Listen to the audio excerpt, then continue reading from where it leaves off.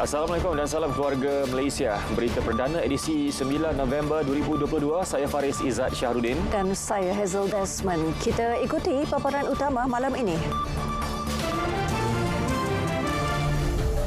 Pakar dari Istanbul dan Toronto bantu cari punca gangguan perkhidmatan LRT.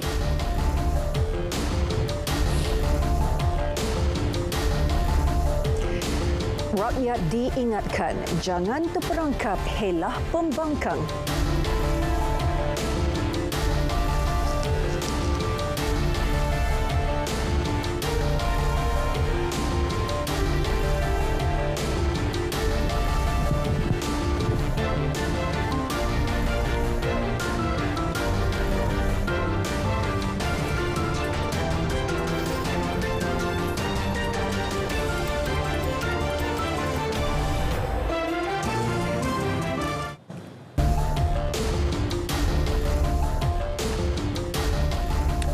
Baik, susulan gangguan perkhidmatan LRT laluan Kelana Jaya, pakar dari Istanbul dan Toronto telah diterbangkan ke Malaysia untuk membantu mencari punca gangguan sistem rel berkenaan. Pada masa sama, Menteri Pengangkutan Datuk Seri Dr. Wee Ka Siong memohon maaf kepada pengguna atas kesulitan dihadapi sejak semalam.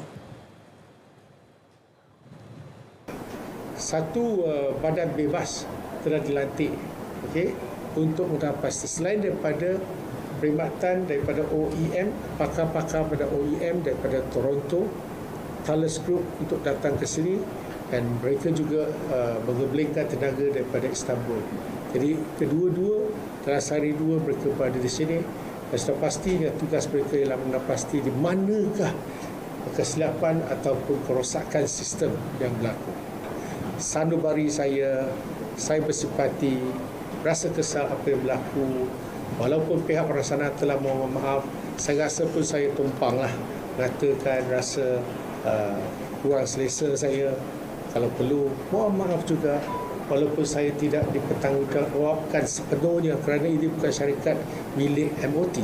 Tetapi tak apa, selaku sebahagian daripada kerajaan, saya telah melaporkan kepada pihak berwajib, dan apa yang perlu kita lakukan selaku regulator, kita nak pastikan keselamatan itu tidak boleh dilanggar.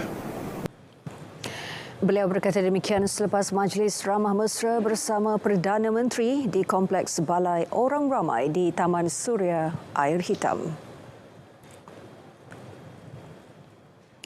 69 bas tambahan disedia Rapid Rail bagi menyokong bas perantara sedia ada sebagai alternatif. Berikutan sebahagian perkhidmatan LRT laluan Kelana Jaya yang digantung 7 hari mulai hari ini. Perkhidmatan bas tersebut disedia secara percuma kepada pengguna. Ketua Pegawai Eksekutif Kumpulan Prasarana Muhammad Azharuddin Matsah memaklumkan 16 stesen terjejas iaitu dari stesen Kelana Jaya hingga Ampang Park. Manakala perkhidmatan LRT laluan Kelana Jaya dari stesen Gombak ke stesen Damai serta stesen Lembah Subang ke stesen Putra Heights masih beroperasi. Rapid Rail telah mendapatkan kerjasama pakar teknikal dari luar negara untuk membantu menyelesaikan gangguan kepada komponen elektronik sistem kawalan tren automatik ATC pada perkhidmatan LRT laluan Kelana Jaya di kawasan terjejas. Pihak jurutera kami telah mencari satu solusi. Setiap kali kami buat solusi, ia hanya bertahan sama 1 atau 2 hari. Jadi maknanya root cause kami tidak dapat capai. Kenal pasti. Kami telah bekerjasama dengan pakar-pakar OEM Thales daripada Kanada secara online, dan mereka sekarang ini telah bergerak ke KL daripada Toronto untuk membantu kami mencari penyelesaian. Masalah ini adalah mengenai signaling dan communication di antara train dan vehicle control center. Buat masa ini, operasi perkhidmatan LRT laluan Kelana Jaya akan berakhir pukul 11 malam bagi memberi lebih masa kepada pasukan kejuruteraan melaksanakan kerja-kerja rektifikasi dan baik pulih. Sementara itu, pengguna yang ditemui menyambut baik tindakan Rapid Rail menyediakan bas tambahan bagi menampung kapasiti penggunaan yang tinggi, terutama pada waktu puncak. Mereka turut berharap gangguan perkhidmatan di 16 stesen dapat segera diselesaikan. Membantu sangat. Habis kalau rusak macam tu kan, kalau tak ada bas macam mana nak pergi dek, susah. Naik Grab pun mahal. I hope they will resolve. I don't know. Wait until then only you will know, is it? Because they will be into the future.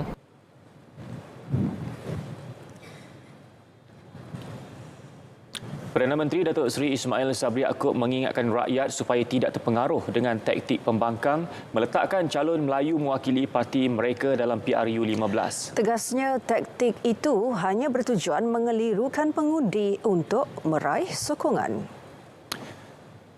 Datuk Seri Ismail Sabri turut menyeru pengundi menghargai kesetiaan MCA dan MIC yang tetap bersama BN walaupun tumbang pada PRU 14 yang lalu. Beliau berkata demikian ketika berucap pada Majlis Ramah Mesra Perdana Menteri bersama warga Parlimen Air Hitam. Sementara itu, Perdana Menteri mahu Johor kembali menjadi kubu kuat UMNO dan BN sekaligus menyumbang kepada kemenangan gabungan itu pada PRU 15.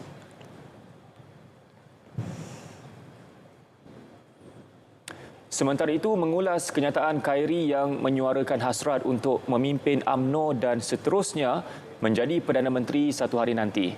Datuk Seri Ismail Sabri menyifatkan Menteri Kesihatan itu layak.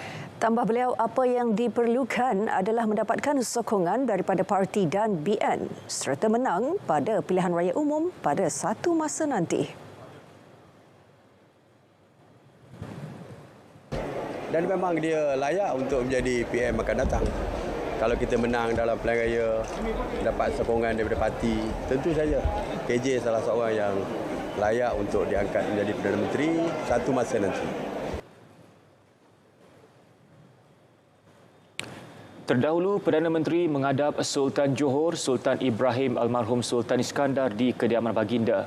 Majlis menghadap berlangsung kira-kira 1 jam. Turut berangkat Tunku Mahkota Johor, Tunku Ismail Sultan Ibrahim.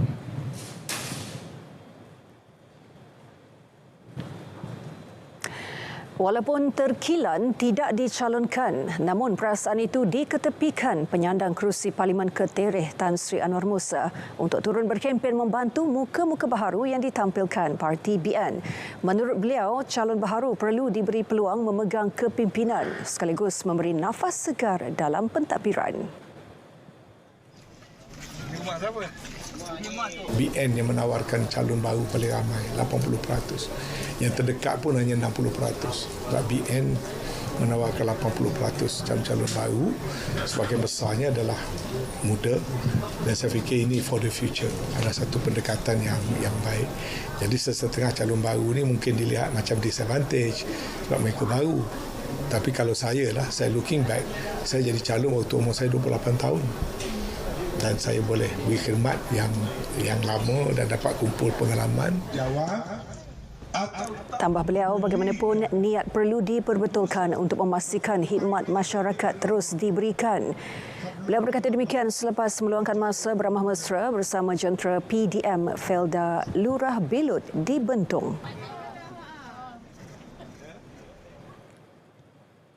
Kongres Kesatuan Pekerja-Pekerja di dalam Perkhidmatan Awam QPEX menyeru 1.62 juta penjawat awam negara ini untuk menunaikan tanggungjawab sebagai pengundi pada PRU 15. Presidennya Datuk Adnan Mat menegaskan penjawat awam bebas untuk memilih calon pilihan mereka. Kita menyarankanlah untuk mereka menunaikan tanggungjawab untuk menjadi pengundi, menunaikan tanggungjawab mengundi pada kali ini. Dan biasanya mereka ini adalah telah daftar sebagai daftar pemilih. Dulunya pun daftar. Masa mereka bekerja mula-mula dulu dah daftar. Maknanya tak ada masalah. Untuk penjawat awam membuat pilihan tidak ada masalah. Beliau turut berterima kasih kepada penjawat awam yang bertanggungjawab sebagai petugas SPR untuk memastikan kelancaran setiap pilihan raya yang diadakan.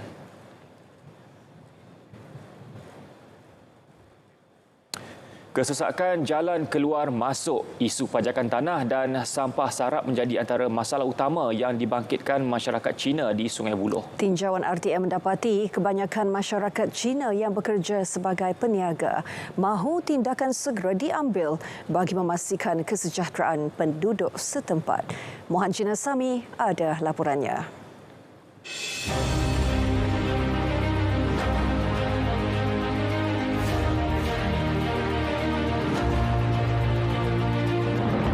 Jumlah pengundi Cina di P107 Parlimen Sungai Buloh adalah 22.33% dan daripada jumlah tersebut kebanyakannya bekerja sebagai peniaga.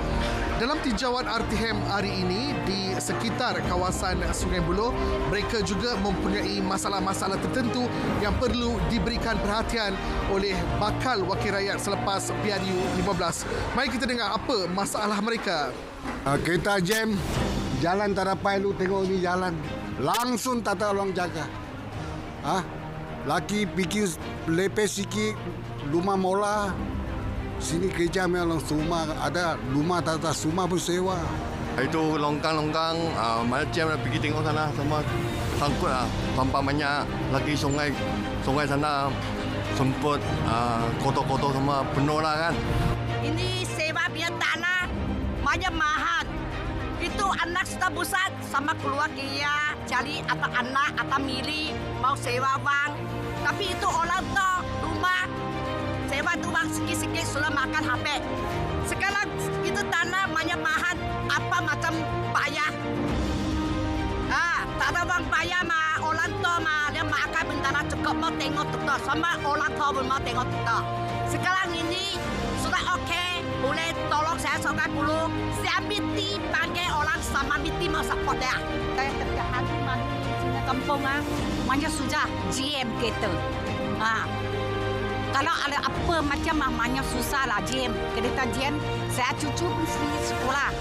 Tiap hari pun GM. Satu masalah yang sangat pentingkan kepala penduduk Kampung Sungai Buloh iaitu premium. Sebab kita tahu beberapa bulan ke belakangan ini pihak negeri cadang supaya pemilik tanah Kampung Sungai Buloh ini melalui cara tugas syarat untuk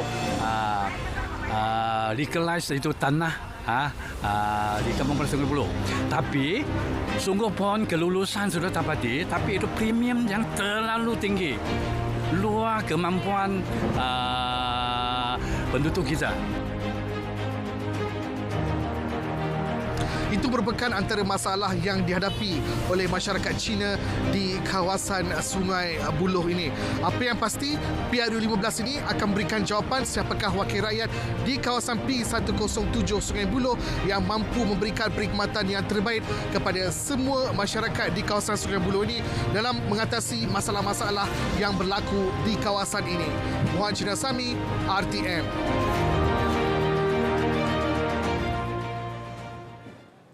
Baik saudara, sebentar tadi telah pun masuk waktu solat fardu Isyak bagi wilayah Persekutuan Kuala Lumpur dan kawasan yang sama waktu dengannya. Selamat menunaikan solat fardu Isyak. Baik, di Parlimen Bandar Tun Razak, ketiadaan ruang parkir kereta yang mencukupi serta masalah penjaja kecil antara perkara yang perlu diberi perhatian. Menurut penduduk, terutama yang tinggal di Pangsapuri Seri Penara 2, isu itu perlu diambil serius kerana melibatkan keselamatan mereka. Penjaja bila kita tak bagi meniaga dekat koridor kan, dekat sebab blok laluan kecemasan, tapi still juga berdegil juga. Still juga nak parking, nak meniaga dekat situ. Dan satu parking rumah bangsa ni memang terlampau padat. Kalau sebelah malam saya tak keluar. Kalau saya keluar saya tak dapat masuk ke Pasar Polisi Penara. Mana kereta tak ada parking lah. Dekat sini memang parking lah. Memang paling masalah parking. Memang padat gila lah. Saya sendiri pun parking kereta orang tolak sampai kena tiang-tiang kat sini. Sampai kemek kereta, salah semua. Selama saya duduk kat sini selama 4 tahun, memanglah kat sini banyak gerai makan. Tapi kat sini isu yang perlu saya tekankan adalah isu parking. Orang parking sebarangan dekat tepi, dekat sebelah sana jalan akan jadi jam tau.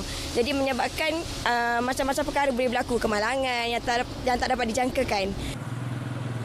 Rentetan itu, pengerusi penduduk Pangsapuri Seri Penara berharap ada perubahan terhadap isu berkenaan. Kalau di waktu siang ataupun malam, bas, lori dan bomber, yang paling penting bomber lah, tak boleh masuk. Bila sebut kawasan Seri Permaisuri 1, ada kebakaran, ada apa, memang tak boleh masuk. Jam. Kenderaan parking bukan hanya di bahu jalan, di tengah jalan. Jadi saya mengharap kepada ahli parlimen PRU 15 inilah, yang mana yang telah berjaya menjadi ahli parlimen Bandar Abdul Razak ni, tolong bantu isu ini.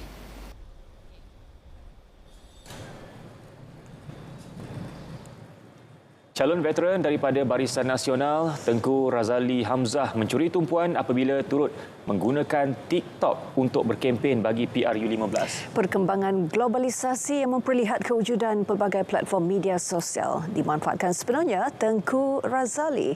Beliau yang dikenali dengan panggilan Kuli menggunakan medium itu untuk mendekati para pengundi, terutama belia, juga berkongsi profil dan aktiviti kempennya. TikTok beliau kini memiliki pengikut lebih 2,700 orang dan jumlah itu bertambah setiap hari. PRU ke-15 menyaksikan Kuli sekali lagi bertanding bagi mempertahankan kerusi Gua Musang.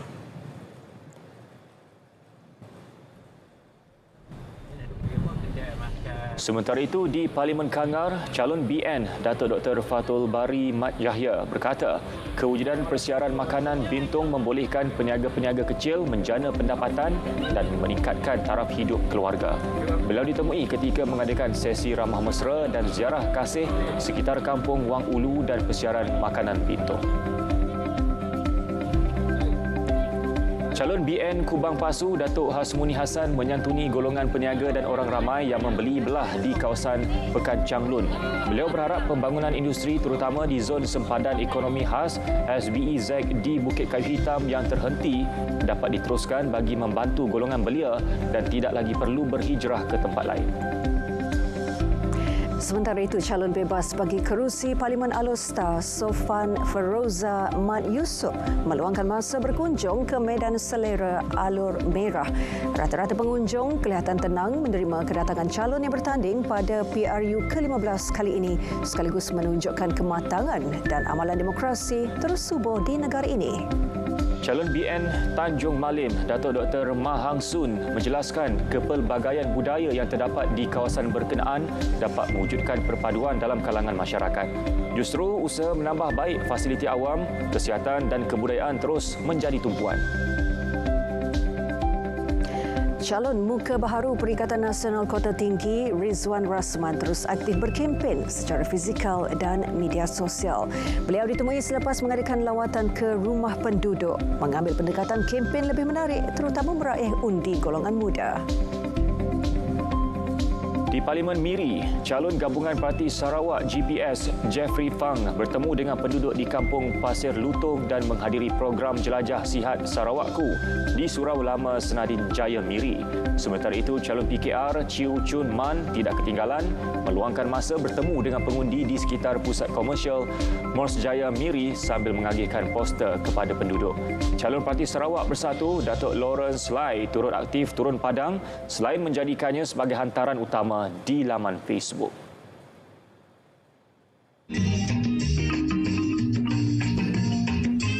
Malaysia menjadi impian kita semua pastinya yang terbaik untuk masa depan negara. Negara yang bakal kita warisi kepada anak cucu kita. Hari inilah detiknya kita mencorak sebuah negara yang stabil, aman dan sejahtera. Inilah tanggungjawab kita bersama menunaikan mandat, menentukan pucuk pimpinan negara. Kita perlu lakukan dengan yakin dan bijaksana. Menilai dengan matang dan rasional. Tanggungjawab di bahu kita. Dan kita perlu lakukannya bersama. Jangan nafikan hak kita. hak memilih, peluang membantu negara terus maju dan sejahtera. Ayo, lunaskan hak kita. Tanggungjawab sebagai rakyat Malaysia. Jangan lupa kewajipan pada negara.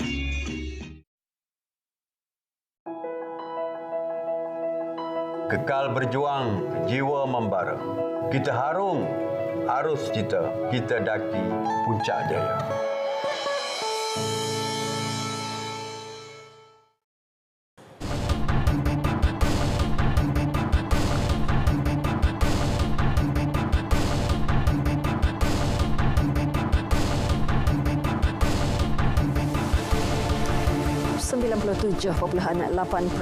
bersamaan 8.68 jawatan dalam pelbagai sektor ekonomi telah berjaya diisi pada suku ketiga tahun ini. Menerusi kenyataan, Jabatan Statistik memaklumkan daripada jumlah itu 4.5 juta melibatkan posisi di dalam sektor perkhidmatan. 2.39 juta lagi melibatkan jawatan dalam sektor pembuatan. 1.2 juta di dalam sektor pembinaan, manakala sektor pertanian sebanyak 470,000 jawatan. 62.3% jawatan dipenuhi melibatkan kategori separa mahir. 24.9% untuk kategori pekerja berkemahiran, manakala selebihnya sektor berkemahiran rendah. Statistik terkini juga menunjukkan terdapat 191,300 kekosongan dalam pelbagai sektor. Bank Muamalat Malaysia Berhad Bank Muamalat menyasarkan untuk mencapai 100 juta ringgit dalam tempoh 5 tahun melalui akaun pengurusan persendirian. Pengarah perbankan runcitnya Zuri Rahimi Zainal Abidin berkata, dengan serendah RM5,000, orang ramai boleh melabur melalui pelaburan tunai atau wang simpanan persaraan dengan tawaran platform pelaburannya yang canggih secara digital.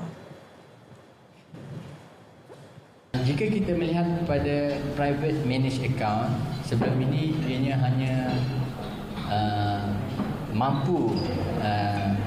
pelaburan ini mampu dibuat oleh high net worth customer, di mana mereka yang mempunyai kadar berpendapatan tinggi dan mereka yang sudah biasa membuat pelaburan. So sekarang ni melalui digital platform ni, we can just by call, by doing the transaction online. Beliau berkata demikian selepas pelancaran akaun pengurusan persendirian dan majlis menandatangani perjanjian di antara Bank Muamalat dan Phillip Capital Group Malaysia.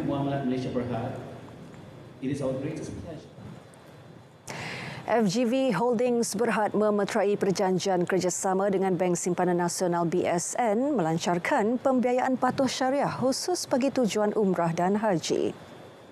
Kemudahan tersebut menyasarkan penjawat awam selain pekerja swasta terpilih dengan jumlah pembiayaan sehingga RM200,000 dengan tempoh maksimum 10 tahun.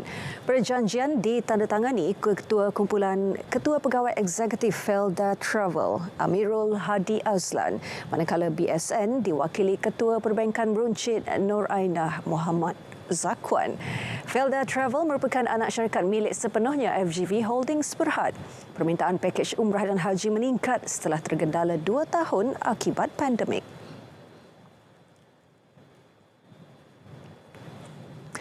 Hampir RM300 juta diperuntukkan bagi pembinaan tambahan 170 pusat ekonomi digital keluarga Malaysia PADI di seluruh negara. Menteri Komunikasi dan Multimedia Tan Sri Anwar Musa berkata, penambahan itu menggalakkan lagi usahawan muda yang berada di luar bandar untuk memahami ekonomi secara digital.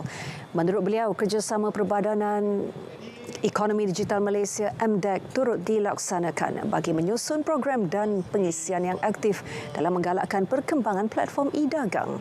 Secara yang mudah, pecah, maka kita mudah untuk diperintahkan. So kita terpaksa menambah 170 lagi PADI yang menelan belanja hampir 300 juta, telah pun diluluskan, telah pun ditender dan masuk final stage untuk di award dalam bulan inilah. Dan itu akan menjadikan PADI semua lebih pada 1,000 seluruh negara, dan by that time saya harap konsep yang saya jelaskan tadi dapat dilaksanakan.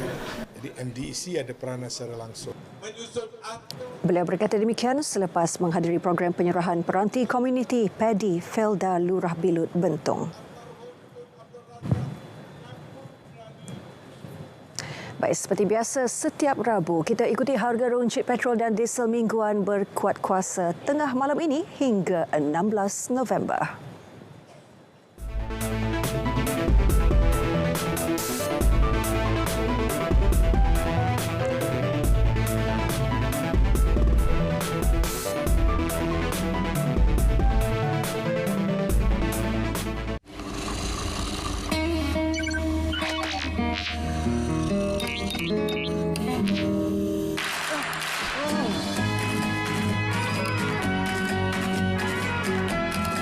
Padamkan komputer untuk lebih penjimatan.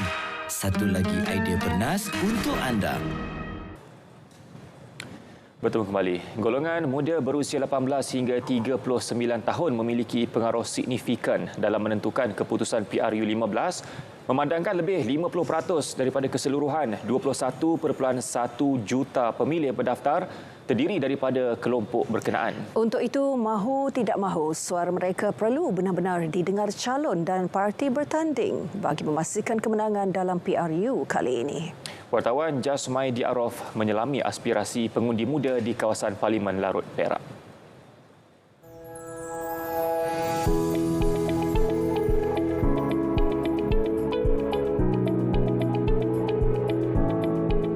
Belia di Larut mahu lebih banyak peluang pekerjaan disediakan di tempat mereka.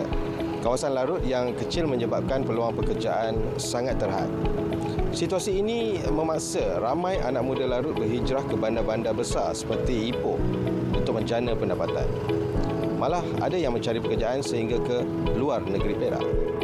Seperti saya tinggal di Selama Perak ni perlu cari kerja di Pulau Pinang. Jauh juga kalau kata nak berulang tu perlu menetap di sana, dan juga kos pun tinggi juga lah. Kalau kata ada peluang pekerjaan kat Selama tu, financial saya lebih baik lah.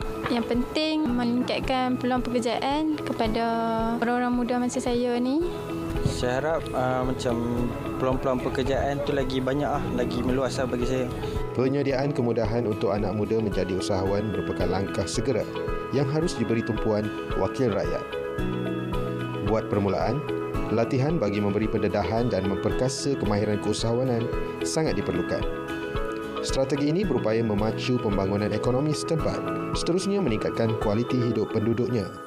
Kami harap untuk Selama ni sendiri maju dengan kemudahan yang lebih bagus dan premis-premis perniagaan yang banyak.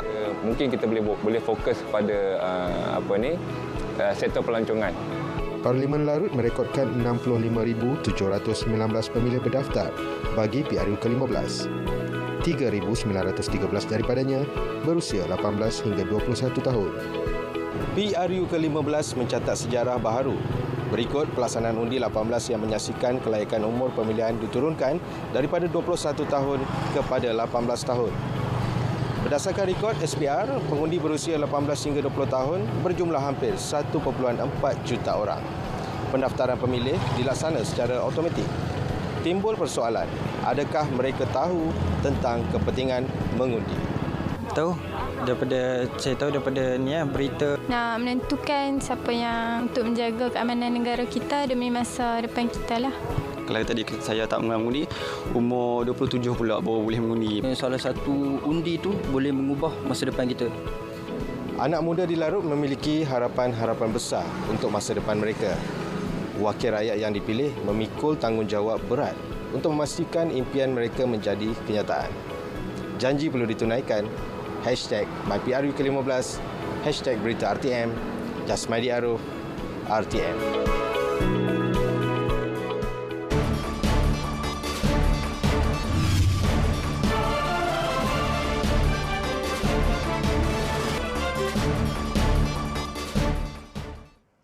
Assalamualaikum dan salam sejahtera. Ekoran masih lagi terdapat kawasan penumpuan angin melibatkan bahagian pantai timur Semenanjung. Jabatan Meteorologi Malaysia masih lagi mengekalkan amaran cuaca peringkat waspada bagi negeri Kelantan, Terengganu, Pahang iaitu melibatkan daerah Kuantan, Pekan dan juga Rompin serta di negeri Johor iaitu melibatkan daerah Mersing, Kota Tinggi dan juga Johor Bahru sehingga 11 November nanti. Dan sepanjang tempoh amaran ini berkuat kuasa, kawasan terbabit berpotensi untuk menerima hujan berterusan yang boleh meningkatkan potensi banjir terutamanya di kawasan berkedudukan rendah dan kerap dinaiki air. Oleh itu, orang awam di kawasan yang terlibat diminta untuk lebih berhati-hati, bersiap siaga dan juga sentiasa peka dengan segala amaran cuaca yang dikeluarkan oleh Jabatan Meteorologi Malaysia. Perlu diingatkan juga, bahagian pantai barat Semenanjung iaitu dari negeri Perlis sehingga ke barat negeri Johor serta barat Sarawak juga berpotensi untuk menerima keadaan hujan lebat berserta ribut petir dan juga angin kencang terutamanya pada waktu petang sehingga ke malam dengan lebih kerap dalam tempoh amaran ini berkuat kuasa. Baik, seterusnya menerusi paparan imej satelit semasa, diperhatikan masih lagi terdapat kelompok awan tebal meliputi hampir ke semua bahagian di Semenanjung Malaysia yang menunjukkan keadaan cuaca lembap yang ketika ini masih lagi sedang berlaku di kawasan yang terbabit terutamanya di bahagian negeri Kelantan, Terengganu, Pahang dan juga melibatkan negeri Perak, Selangor dan juga negeri Sembilan. Walau bagaimanapun, keadaan cuaca lembap yang berlaku di sekitar bahagian pantai barat Semenanjung ini dijangka akan beransur reda menjelang lewat malam nanti. Baik, bagi negeri Sabah dan juga Sarawak pula, buat masa ini keadaan cuaca cerah bagi negeri Sabah. Walau bagaimanapun, hujan lebat beserta ribut petir masih lagi dicerap sedang berlaku di kebanyakan kawasan melibatkan negeri Sarawak yang juga dijangkakan akan beransur reda menjelang lewat malam nanti. Baik, ini sahaja ramalan cuaca yang dapat saya kongsikan pada malam ini. Untuk mendapatkan maklumat cuaca lebih terperinci, anda boleh layari laman sesawang kami di www.met.gov.my atau menerusi laman sosial media kami seperti yang telah tertera di sini. Sekian dahulu dari Jabatan Meteorologi Malaysia, saya Atikah Marziah. Assalamualaikum dan salam sejahtera.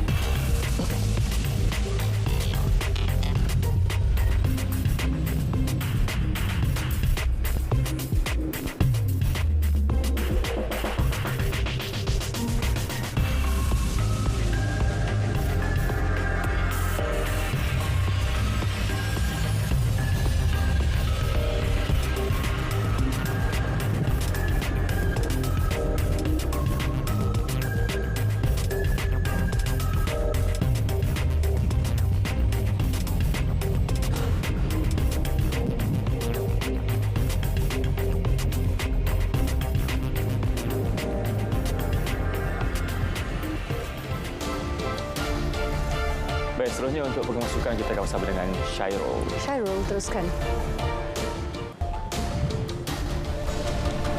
Jangan goyang dengan Korea Selatan.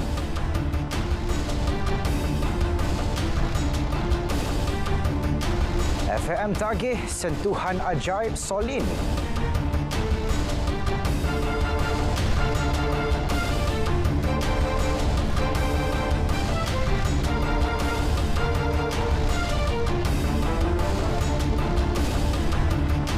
Terima kasih Faris dan Hazel. Assalamualaikum, salam sejahtera. Saya Syarul Islam. Untuk edisi sukan malam ini kita mulakan dengan sukan hoki. Skuad lelaki senior negara akan turun berdepan Korea Selatan pada aksi final kejohanan Piala Sultan Azlan Shah di Ipoh malam esok dengan misi serampang dua mata. Selain menebus semula kekalahan pada aksi peringkat kumpulan, skuad kendalian Arul Selvaraj itu turut berpeluang melakar sejarah baru dengan menjulang trofi berprestij ini buat kali pertama. Biarpun lawan yang bakal dihadapi esok Korea Selatan merupakan juara 3 kali dan menewaskan skuad negara 3-0 pada aksi pertama, semuanya masih boleh berubah pada aksi final esok. Kekalahan kepada pasukan ranking ke-12 dunia itu jelas menjadi pembakar semangat buat The Speedy Tigers yang bangkit mencatat kemenangan dalam 3 aksi terakhir sekaligus layak ke pentas final. Persembahan yang ditunjukkan pemain negara ketika menewaskan Jepun 4-2 kemarin turut membuktikan Malaysia yang berada di ranking ke-10 dunia berada di landasan terbaik untuk bergelar juara. Walaupun goyah di peringkat awal, namun momentum keyakinan selepas perlawanan demi perlawanan membuktikan gelaran juara tidak mustahil dapat digenggam.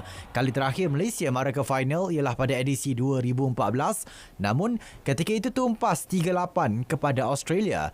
Pencapaian terbaik pula ialah muncul naib juara sebanyak 5 kali pada 1985, 2007, 2009, 2013 dan 2014. Baik, sementara itu Menteri Belia dan Sukan Datuk Seri Ahmad Faizal Azmu yakin skuad hoki negara mampu melakar kejutan ke atas Korea Selatan pada aksi final esok sekaligus mencipta sejarah dengan menjulang trofi Piala Sultan Azlan Shah buat kali pertama. Keyakinan itu disuarakan beliau berdasarkan kepada prestasi dan semangat yang ditunjukkan skuad negara terutama kemenangan dalam 3 perlawanan terakhir. Pada perlawanan-perlawanan permulaan agak sedikit goyah. Namun kita telah mendapat satu momentum yang cukup baik dan momentum ini kalau kita boleh bawa sehingga ke peringkat perlawanan akhir. Dalam perkembangan sama, beliau berkata pihak kementerian akan mempertimbang sebarang bentuk insentif sekiranya Malaysia berjaya muncul juara kejohanan edisi ke-29 itu. Skuad hoki lelaki negara layak ke perlawanan akhir setelah membenam Jepun 4-2 dalam aksi terakhir Liga. Keputusan tersebut membolehkan skuad bimbingan Arul Sevaraj mengumpul 10 mata menerusi 3 kemenangan, 1 seri dan 1 kalah untuk menduduki tempat kedua. Manakala Korea Selatan mara ke final selepas berada di tempat teratas kumpulan. Beralih ke bola sepak, kehadiran Solin Al-Zobi sebagai ketua jurulatih baru skuad Melayan Tigres mampu memberi nafas baru kepada arena bola sepak wanita tanah air. Pengerusi Jawatankuasa Bola Sepak Wanita FM, Datuk Suraya Yaakob berkata, pengendali dari Jordan itu bakal melonjakkan kualiti skuad wanita negara terutama dalam memberi saingan terbaik di pentas antarabangsa.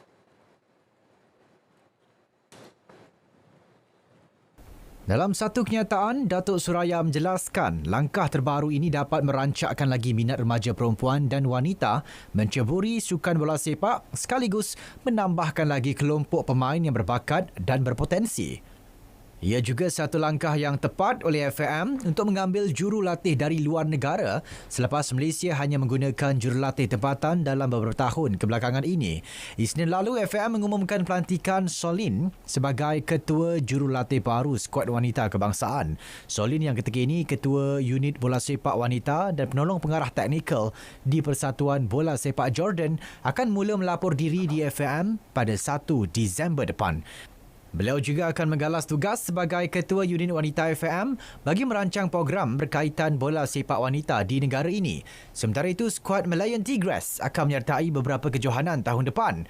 Antaranya Sukan C di Kemboja, kelayakan Olimpik 2024 dan kejuaraan wanita AFF 2023. Skuad remaja pula akan bersaing pada kelayakan Piala Asia Wanita B20 2024, kejuaraan wanita B19 AFF 2023, kelayakan Piala Asia Wanita B17 2024 dan kejuaraan wanita B16 AFF 2023. Penggunaan teknologi video bantuan pengadil VAR dalam Liga Malaysia mampu direalisasikan. Namun, menurut Naib Presiden Persatuan Bola Sepak Malaysia FAM, Muhammad Firdaus Muhammad, badan induk itu memerlukan usaha sama daripada Liga Bola Sepak Malaysia MFL. Menurutnya, ini melibatkan pengeluaran dana bagi menampung kos penyediaan peralatan teknologi tersebut untuk digunakan dalam Liga Malaysia. Jelas Muhammad Firdaus, ini kerana penggunaan VAR adalah untuk kelancaran pengadil pengadilan bagi perlawanan anjuran MFL yang mana pengadilnya pula adalah daripada FAM. Dari segi pasukan pula katanya mereka mungkin boleh membantu dari segi persiapan infrastruktur di stadium.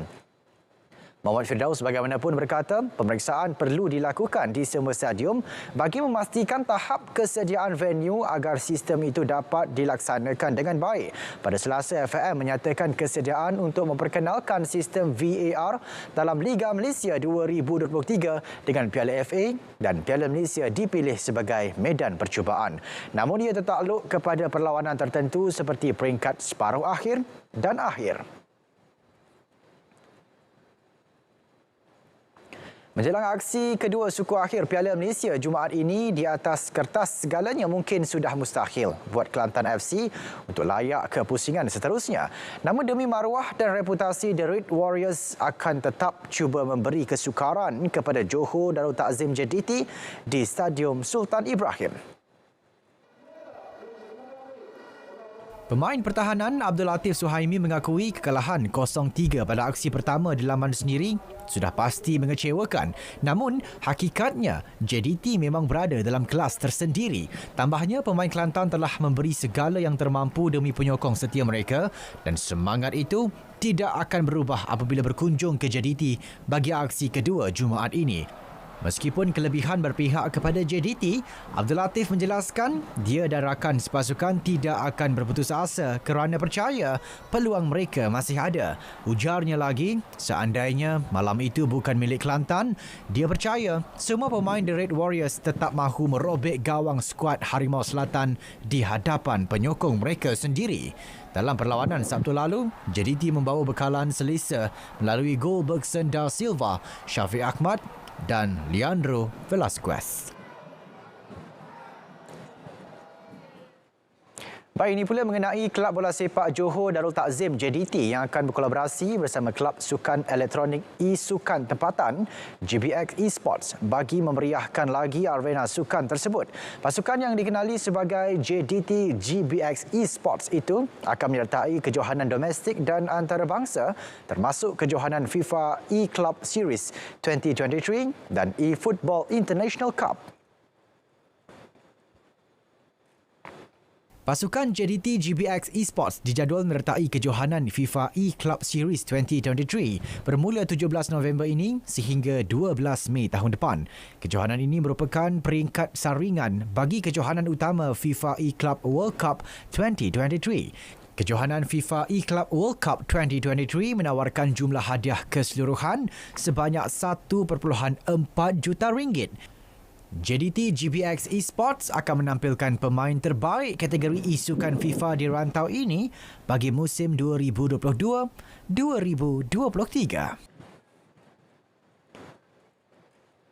Beralih ke perkembangan rugby Piala Agung. Pasukan PDRM mempertahankan rekod tanpa kalah dalam kejohanan edisi kali ini setelah memenangi perlawanan kedua peringkat kumpulan dengan menewaskan Kuala Lumpur 27-18.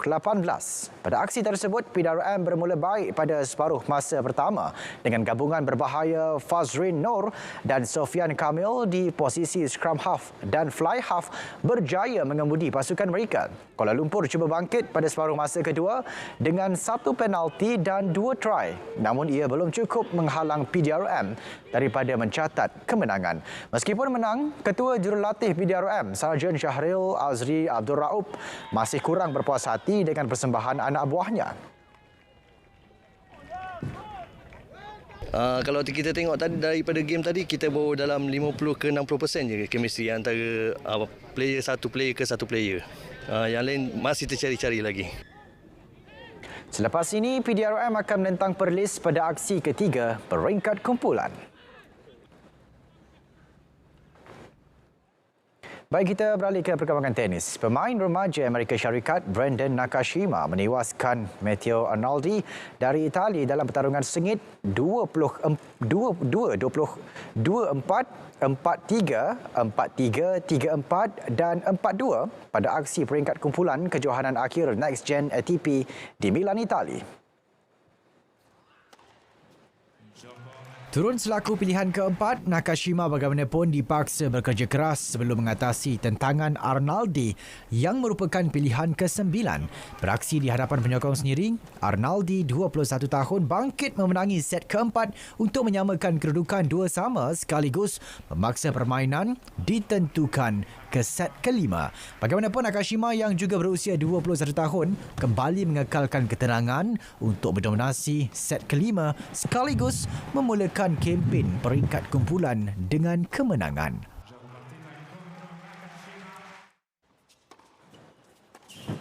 Dalam pada itu, seorang lagi pemain tuan rumah, Lorenzo Musetti, tidak berdepan masalah untuk mencatat kemenangan straight sets ke atas Zheng Chunxin dari Taiwan. Musetti yang turun selaku pilihan kedua kejohanan beraksi dengan baik apabila mendominasi ketiga-tiga set dengan kemenangan 4-2. Selepas ini, pemain ranking ke-23 itu akan berdepan pemain Switzerland Dominik Stricker yang turut cemerlang dengan mengejutkan pilihan ketiga Jack Draper pada aksi pertama kumpulan.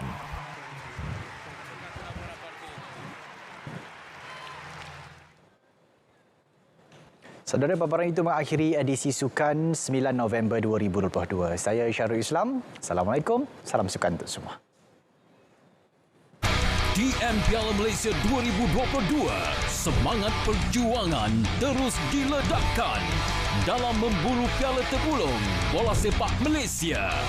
Perlawanan seterusnya, Sabtu 12 November, Terengganu FC bertemu Kuala Lumpur City FC 8.30 malam di saluran OK dan saluran sukan RTM.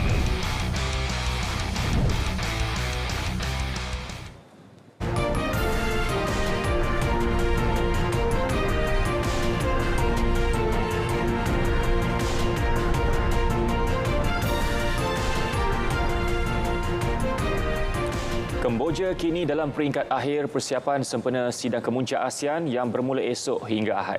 Juga berlian gergasi dijual pada harga $28.5 juta Amerika.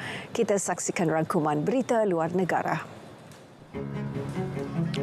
Lebih 10,000 anggota keselamatan dikerah bagi memastikan perjalanan sidang kemuncak ASEAN ke-40 dan ke-41 serta persidangan berkaitan berjalan lancar.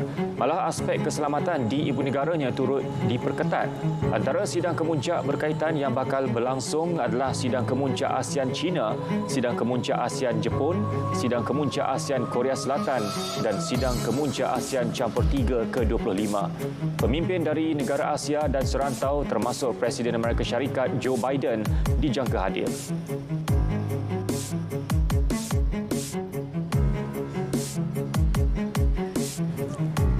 Pesawat Precision Air yang terhempas di Tasik Victoria, Tanzania telah berjaya ditarik keluar sepenuhnya. Menurut pihak berkuasa lapangan terbang Tanzania, kini pesawat berkenaan akan diserahkan kepada penyiasat profesional bagi mengetahui punca sebenar nahas. Lapangan terbang Bukoba juga akan kembali beroperasi seperti sedia kala tidak lama lagi. Sebelum ini, penumpang yang terselamat memaklumkan cuaca buruk menjadi punca nahas. 43 penumpang termasuk 4 kru berada dalam pesawat dengan mengorbankan 19 orang. Berlian Fortune Pink yang merupakan permata gergasi yang jarang ditemui berjaya dijual pada harga $28.5 juta Amerika dalam satu acara lelongan di Geneva. Berlian berkenaan dibeli oleh pengumpul permata persendirian dari Asia. Dengan 18.18 karat, berlian itu adalah yang terbesar berbentuk pear dijual oleh syarikat lelongan Christie. Harga permulaan bagi lelongan berlian itu adalah $24.6 juta dan kemudiannya meningkat kepada $28.5 juta. Bidaan berlian berkenaan dikatakan agak tegang selama 4 minit antara pembida melalui telefon dengan pembeli yang berjaya mendapatkannya.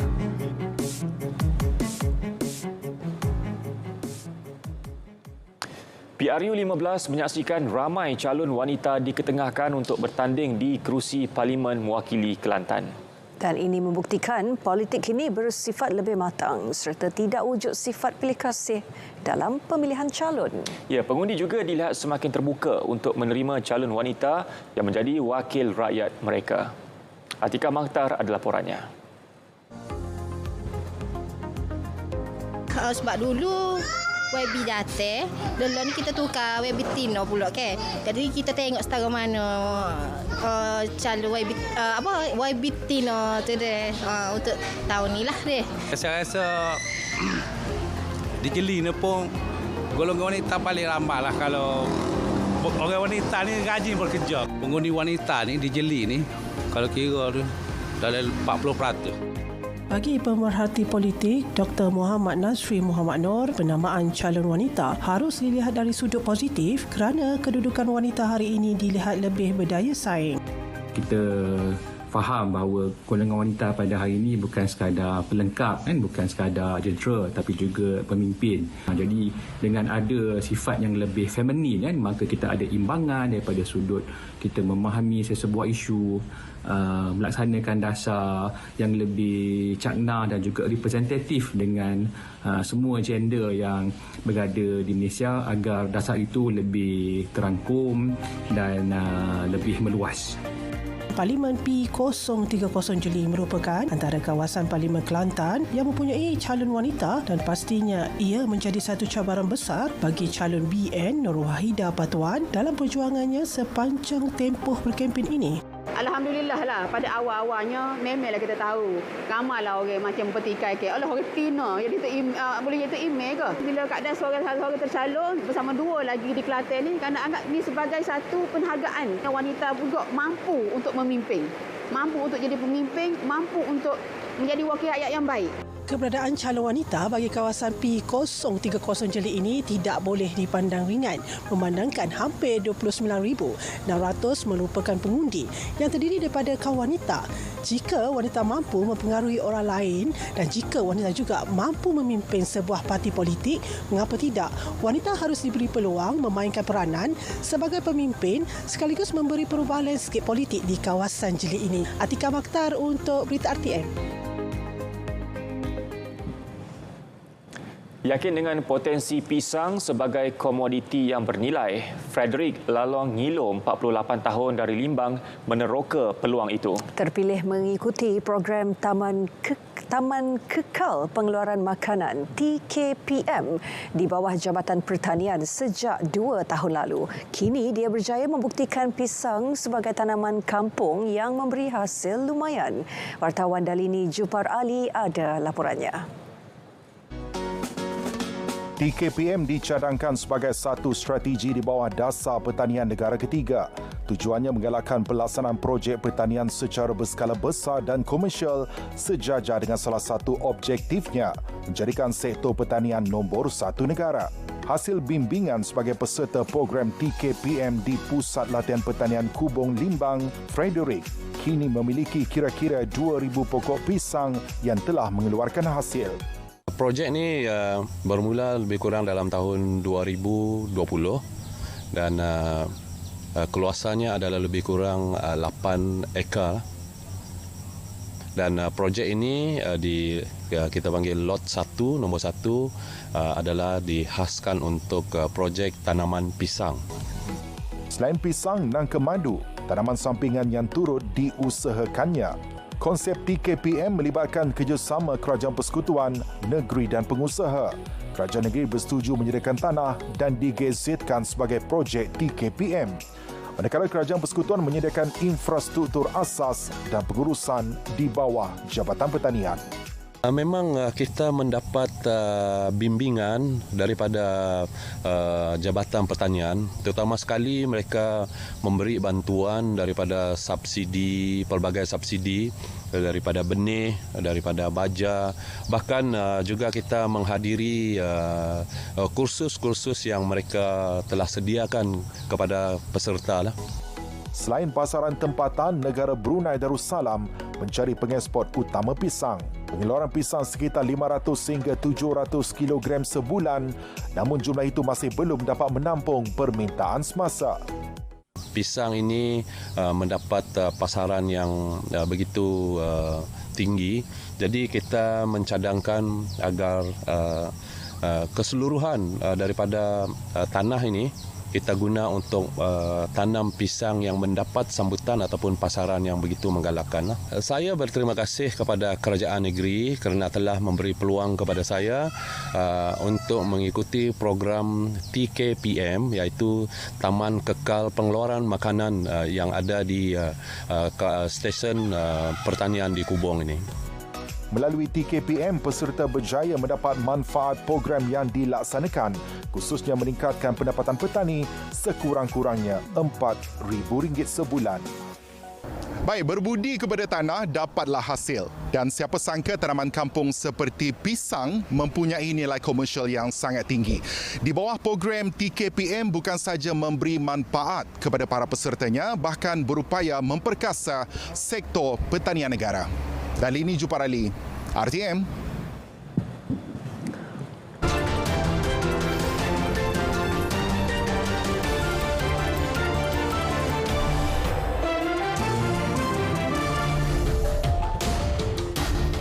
Usaha sebuah tadika menyediakan simulasi penculikan mendapat pujian ramai. Selain tertarik melihat gelagat cikgu yang menyamar sebagai penculik, inisiatif itu dikatakan sangat baik dalam mendidik kanak-kanak. Perinciannya dalam hashtag. Kehadiran guru yang menyamar sebagai penculik menyebabkan pelajar menangis ketakutan.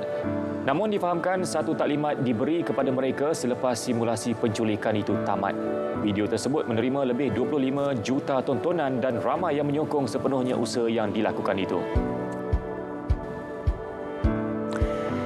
Dalam video di Instagram, Jimmy Choo dilihat bangga berjalan di hadapan sekolah fashionnya, Akademi Fashion JCA London, dengan memakai jaket songket. Anak muridnya, Peony Sin, turut dilihat memakai cheongsam yang diperbuat daripada songket. Menurutnya, unsur-unsur cheongsam Cina dimasukkan bagi mempamerkan kepelbagaian budaya di Malaysia. Cari calon suami untuk anak ketika majlis convocation. Aksi pasangan suami isteri itu di paparan LED membuatkan satu dewan ketawa. Video tersebut meraih lebih 436,000 tontonan di aplikasi TikTok.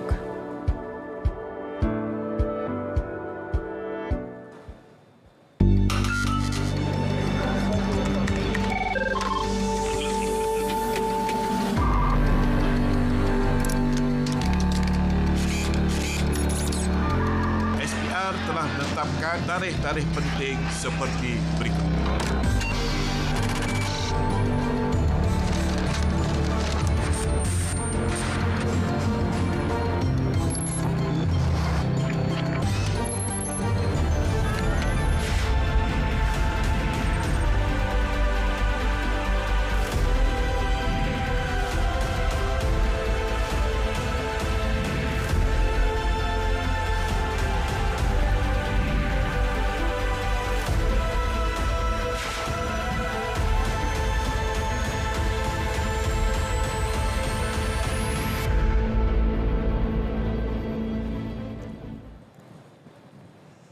Berita perdana edisi 9 November 2022 berakhir di sini. Dapatkan perkembangan sahih sepanjang masa melalui portal berita.rtm.gov.my.